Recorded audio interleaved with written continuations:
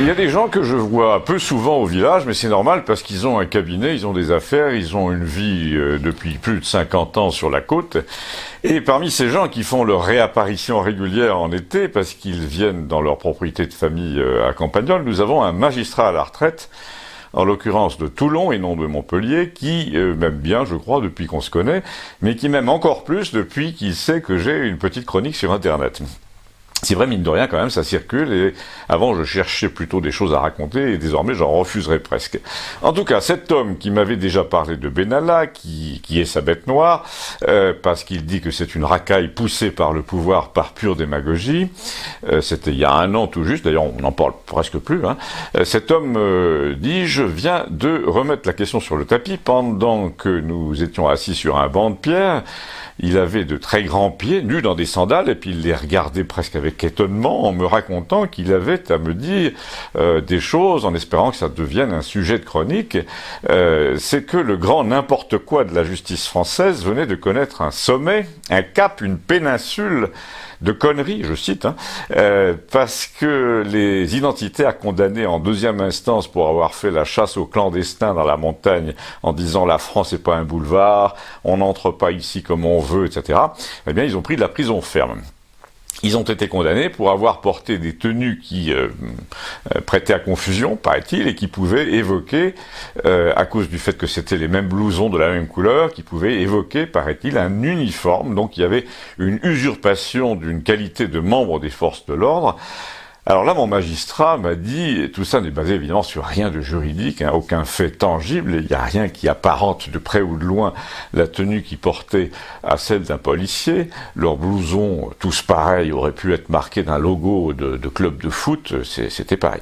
Mais, m'a-t-il dit, et c'était ça son objet, donc c'est devenu le mien, quand Benalla, lui, se fait prêter une vraie tenue de flic de choc pour aller taper du manifestant dans tout Paris le 1er mai, alors qu'il est simple favori du président et pas policier, lui n'a même pas droit à un jugement en première instance, rien du tout.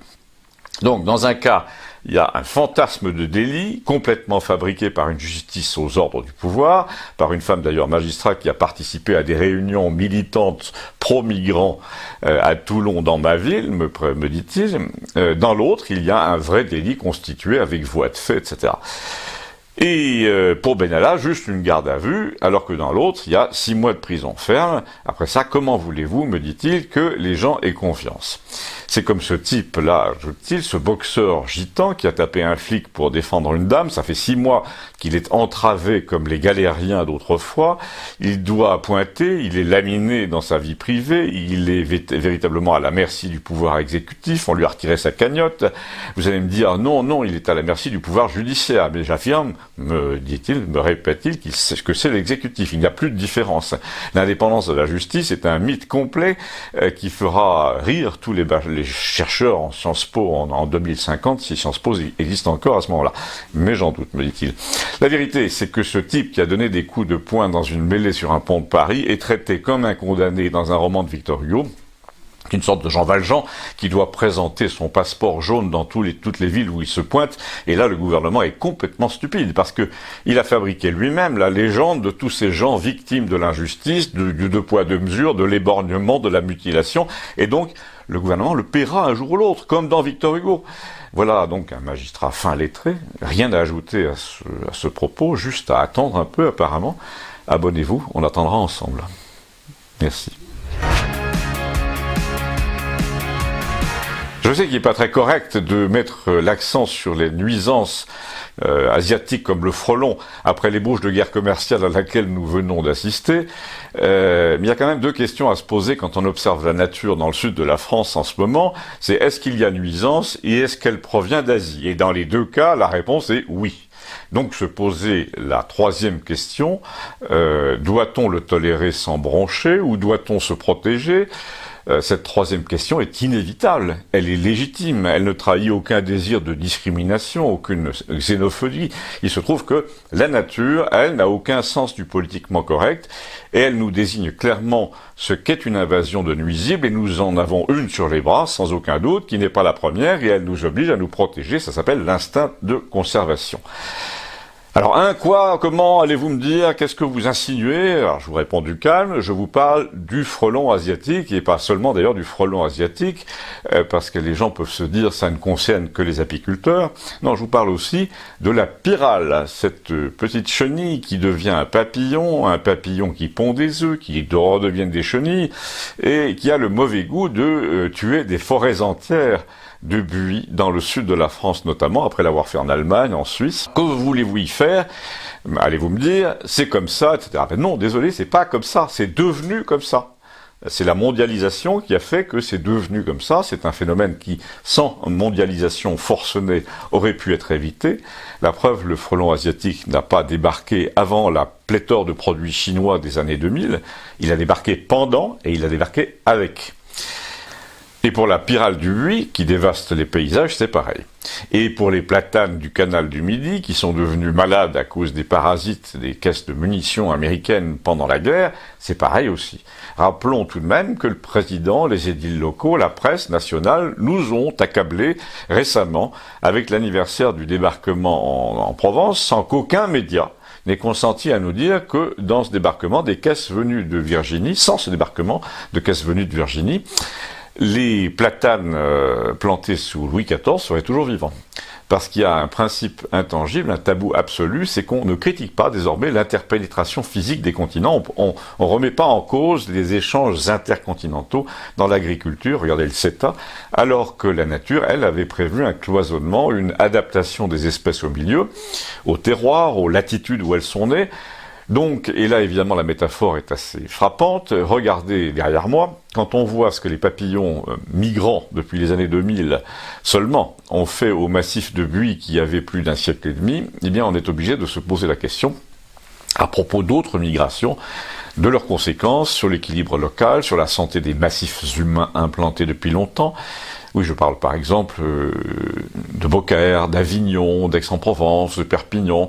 Là encore, des massifs entiers de souches locales et d'implantations séculaires sont en train de disparaître ou de souffrir à cause d'importations qui datent des années 2000 et qui sont le fruit d'une idéologie, d'une volonté délibérée de supprimer les obstacles à la propagation, à toutes sortes de propagations, sauf à celles des idées de résistance qui se propagent, elles, néanmoins, mais avec de plus en plus de difficultés à cause de la censure. Essayez donc de lutter contre cette censure, contre ça, cliquez sur les sujets qui comportent une publicité sur la chaîne Campagnol TVL, puisque YouTube essaie en ce moment de supprimer les recettes des nouveaux sujets afin d'étouffer cette petite chaîne dont le succès est votre œuvre après tout. Alors défendez votre œuvre. Merci. Dans les villages comme ailleurs, mais dans les villages plus qu'ailleurs, vous avez deux catégories parmi les gens modestes. Là, nous parlons des gens qui gagnent à peu près sous les 2000 € par mois en couple avec un enfant. Il y a d'une part ceux qui ont adapté leur mode de vie à la petitesse relative de leurs moyens, et puis il y a les autres qui, même s'ils n'ont pas d'argent, ont tendance à croire qu'il n'y a pas de raison qu'ils n'achètent pas le meilleur des marques, etc. Pour raffiner le portrait à la manière de La Bruyère, vous savez, cet auteur classique qui classait les gens par leur caractère, le premier couple modeste va se contenter d'un véhicule acheté comptant, mais d'occasion. Le monsieur va refaire seul les amortisseurs avec un copain. Il va acheter des amortisseurs sur Oscaro. Son téléphone sera moderne, mais reconditionné et acheté 100 €. S'il doit refaire le rez-de-chaussée de chez lui, il ira acheter de la peinture blanche premier prix. Son domicile et son jardin seront souvent en désordre parce qu'il y a toujours à refaire quelque chose, mais qu'on n'a pas les moyens tout de suite. Donc il y a des choses qui traînent dans le couloir pendant des mois, c'est comme ça. Et le fils du couple répare les ordinateurs, à 14 ans il se fait déjà un peu d'argent avec ça. Tandis que dans l'autre famille modeste, qui n'a pourtant pas d'argent non plus, je le répète, on a acheté une Toyota neuve avec laquelle on ne transporte pas de bois ou de ciment. Pour ça, on a un 4x4, une bonne occasion. On ne supporte pas le désordre, l'à peu près, le bricolage. Le fils porte des vêtements de marque. Il pianote sur un petit iPhone à 700 € et il dit jamais bonjour. On voit ce gosse raser les murs avec un t-shirt à capuche sur la tête. Il regarde personne dans les yeux. Il a un ordinateur qui n'a jamais démonté, évidemment. Un Apple, évidemment. Tout a été acheté neuf, mais à crédit. La femme travaille, mais elle ne parle jamais à personne. Leur jardin est un cauchemar avec avec une allée en béton et des sillons à l'espacement identique. Ils ont une pompe à chaleur hors de prix. Ils font des légumes au pied à coulisses. Leurs tomates sont toutes rondes et toutes de la même taille. Leur bois est coupé à 50 cm, pile, rangé au cordeau sous un appentis en aluminium acheté chez Conforama. Bon, j'arrête là, vous avez compris la différence, mais vous n'avez compris que la moitié du problème. Parce que l'autre moitié, c'est que cette deuxième famille, celle des chieurs, pour parler le langage local, est au conseil municipal les deux mari et femme, et qu'elle se comporte dans les votes d'équipement de la commune exactement comme à la maison. C'est-à-dire acheter un truc d'occasion, c'est indigne de nous, donc indigne du village.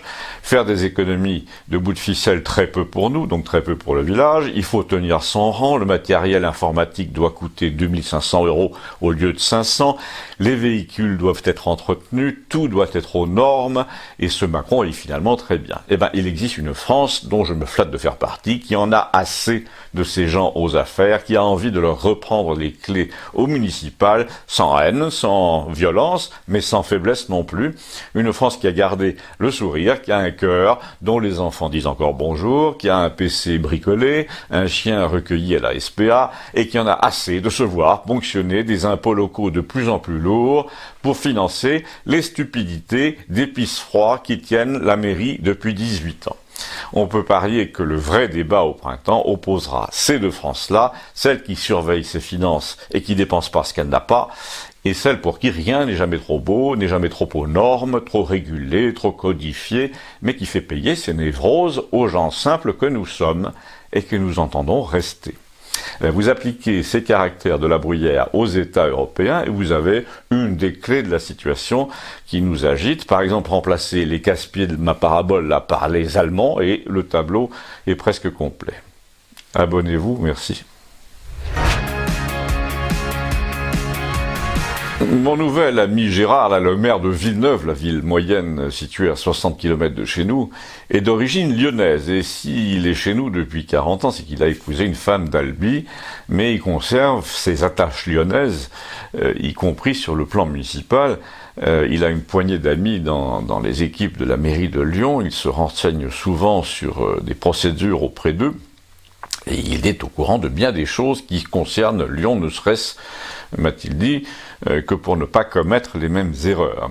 Par exemple, me dit-il, à mon arrivée ici, il y a longtemps, j'ai été l'objet de tentatives d'intimidation de toutes sortes, d'artistes contemporains, à Lacan, qui voulaient prendre la place de l'hôtel de ville en otage. À Lyon, ils ont subi la même chose, mais c'est Buren, celui qui a été mis sur orbite par Jacques Lang, qui fait des rayures et du ciment partout, et la prise d'otage a réussi. On le croirait au moins jusqu'ici, c'est-à-dire qu'une fois installées ces conneries, en principe, on ne peut plus rien faire, on ne peut plus planter d'arbres, on ne peut plus prendre la place en photo et faire des cartes postales, puisque c'est devenu son œuvre. Son œuvre, je plaisante pas, il attaque un éditeur de cartes postales pour ça.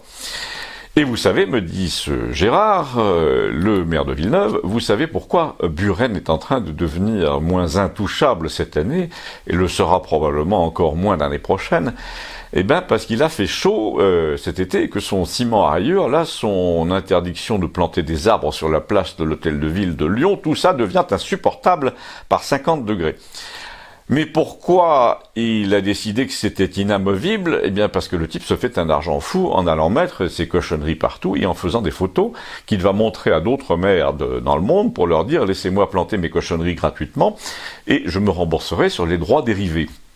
En plus, comme ça, dit-il encore au maire, vous serez complice de la montée de ma cote d'artiste, et puis je vous proposerai une rétrospective, je vous ferai un prix pour des collections du Fonds régional d'art contemporain, je vous céderai mes dessins préparatoires à prix d'amis, etc. Alors c'est mon adjoint à la culture, me dit le maire de Villeneuve, que vous connaissez, le fameux Maxime, qui m'a raconté le principe du schéma de Ponzi de l'art contemporain, aux prises avec le municipal, et j'ai pas voulu de ça ici, me dit-il. Eh ben moi, lui ai-je répondu, je vous confirme que cet homme, Buren, fait la tournée des popotes depuis 30 ou 40 ans, puisque j'étais obligé de le recevoir en Italie il y a 15 ans quand j'étais en poste. Il est venu montrer ses diapos dans une salle de 1000 personnes au Politecnico de Milan.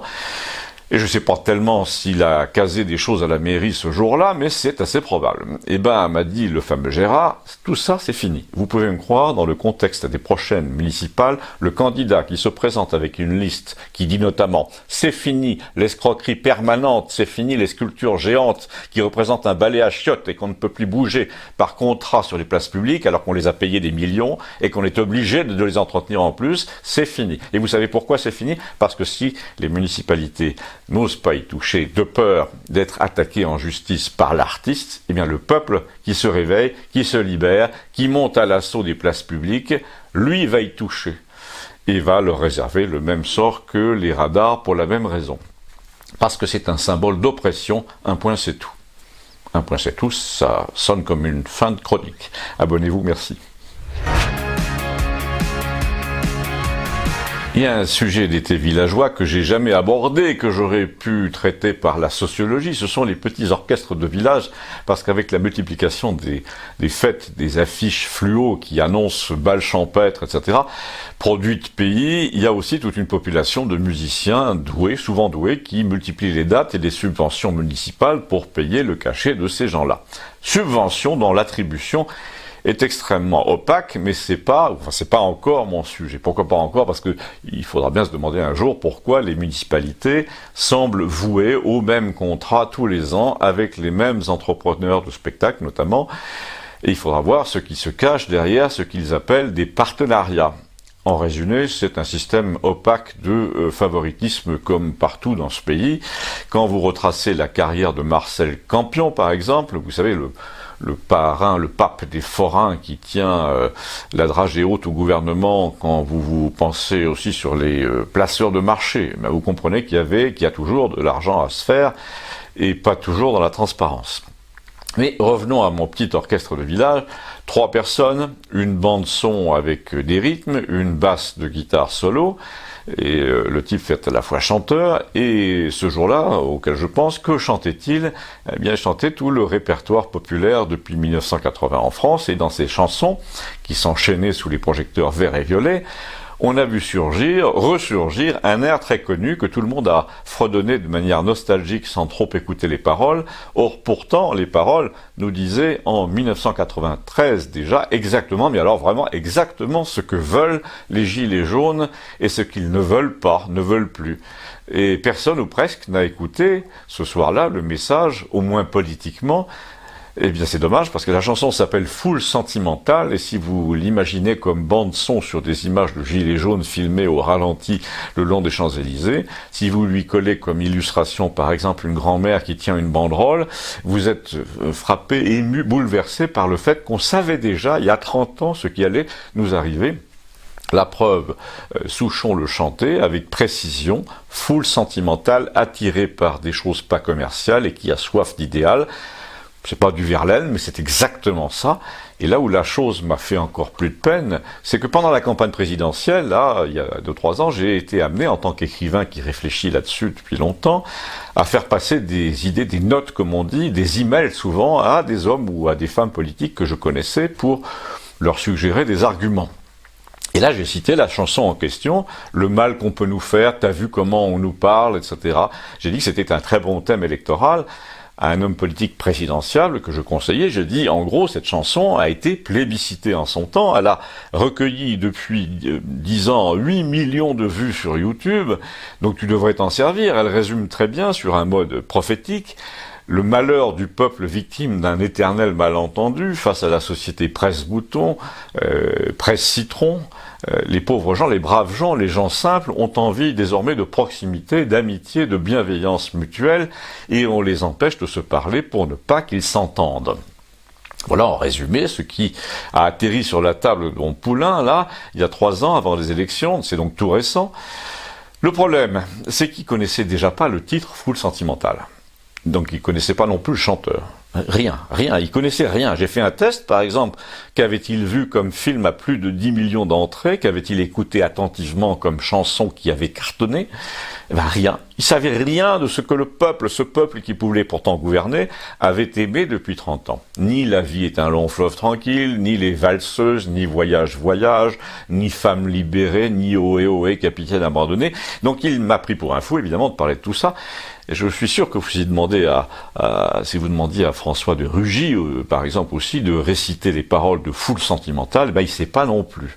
Mais le pire du pire de notre époque qui marche sur la tête, c'est que l'auteur même de cette chanson, Alain Souchon, richissime, qui vit dans un quartier de Paris où les appartements sont à 4 millions d'euros, a dit récemment son soutien à un président pour lequel, comme vous le savez, il y a des gens qui ne sont rien. Abonnez-vous, merci.